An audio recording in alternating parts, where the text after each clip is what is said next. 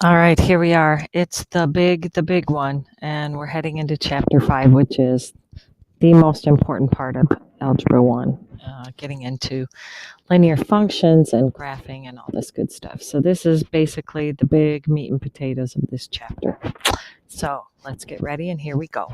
This first section, I think, initially is going to be pretty easy because we're going to pick up where we left off with in talking about functions and keep hammering that point, and also get into the linear part. So let's get going.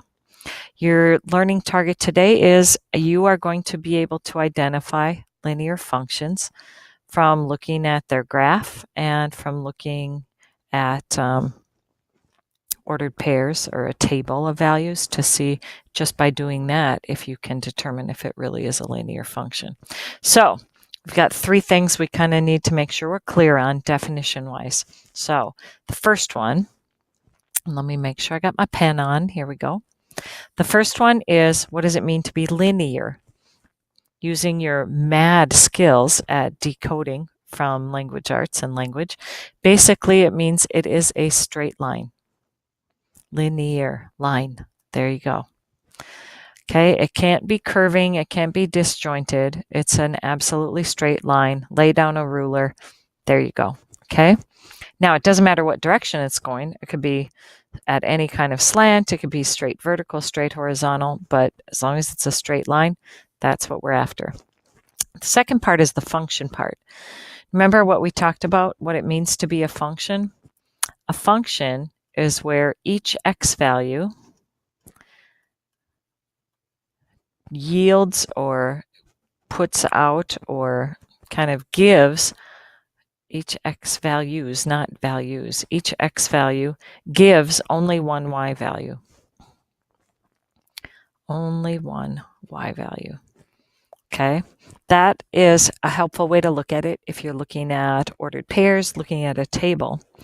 The nice thing is when you have a graph, the easiest way to tell that it's a function is use the vertical line test. That's absolutely perfect right there. Vertical line test. Sweet. Okay, so when we put these two together, a linear function, it has to be both. Okay, it has to be both the line or linear and a function. That's kind of a very redundant way of saying what a linear function is in a sense, but they're both right there. So it has to be a straight line. It has to pass the vertical line test. Each x value gives only one y value. And there we go. Okay. So what you're going to do is put things to the test now. So if you look in your notes, I've got this chart. And the first thing I think I have written there is, if you have a graph, how can you tell if it's a function? Okay. If you have the graph, basically you're going to be looking at the vertical line test. That's how you can tell if it's a function. Okay. How can you tell if it's linear? And here's where it's kind of one of these, what, really? Basically, you're just going to be looking to see, is this a straight line? It's that simple, that obvious, not kidding. Okay, so let's take a look at some of these examples. Here's a sample of a graph. You've got this in your notes, by the way. Let's tell whether it's a function or not and explain and identify whether it's linear or not. Okay, so look at it. Function, use the vertical line test. Going across. I don't know if I can get one in here just to be kind of fun. Where? Line, text pen, magic shape, line. Here we go. Let me get a nice little vertical here and then grab it. Okay, here we go. Whoa, grab the wrong thing. Grab this. Okay, when you take the vertical line and go across here, you hit it only once. Super. There we go. Is it a function? Yes. Why is it a function? It passes the vertical line test. When you have a graph, that's what we're looking for. It passes the vertical line test. Is it a straight line? Yes. So this is yes and yes. That means it's a linear function because it satisfied both of those. All right, look at this one. Okay, when you pass or you take the vertical line and kind of scan across here, this is a function. Okay, yes, it passes the vertical line test. Or if you want to word it as each x value generates one y value or gives one y value. That works too. Passes vertical line test. Is this linear? Nope. Has a curve. Okay, curves like this, curves like that, so it's not a straight line. Okay, this guy, careful. It's definitely a straight line. Is this a function? No. Actually, this violates the vertical line test like all at once. Boom! This is like the ultimate violator of the vertical line test. You have an infinite number of points that have the same x value and are giving all kinds of different y values.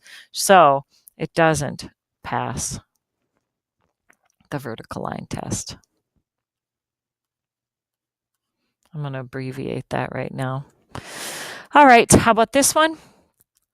Yes, it's a function. It passes the vertical line test. Is it a straight line? Yes, it appears to be so. So there we go. Here's a situation, yes, yes. This one was a no, yes. Before, this one was a yes, no. So you have all kinds of situations that can occur. Look at this guy. When I try to do my vertical line test, nope, I'm hitting it in two spots several times, so it doesn't pass. Is it linear? Nope. So this is a double whammy, not linear, not a function. You can get all kinds of combinations here, so it's not like they're always going to be the same. Okay, that's pretty straightforward. I like the graph. You can see it really quickly. Ordered pairs, it's going to be a little bit more of a challenge, okay, because we have to, first of all, ask about the function part. And here, how do you know? You're going to basically check, does each x give only one y? Each x gives only one y. Okay, so that you have to do a little bit more work on with your observation. What about it being linear? Well, this is going to be more of a work for us. All right, so let's take a look at some examples. Okay, when I look at this, and you'll notice in your domain or your input, you have the fabulous 5 here. Okay, -2, -1, 0, 1, 2. This one I have 7, 4, 1, -2, 5 in my outputs or my range. And I'm asking, without graphing this, would it really be a straight line? Okay, now we can graph it, but I'm saying there's got to be another way algebraically to look at this, and there is.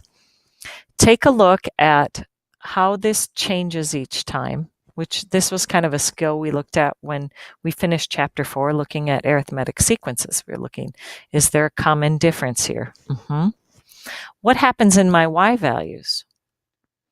Down 3, down 3, down 3, down 3. Ah, this is a big key. As my x values went up by 1, my y value went down by 3. Up by 1, down by 3, up by 1, down by 3. They're changing at the same rate. And what would happen when you graph it is you do indeed get a straight line. What we have to look for is, does this rate of change stay consistent from point to point? Okay, so the first thing I can say is, yes, it's a function because I didn't have a repeat or a duplicate in my x values. The linear part happens this way. The x values change at the same rate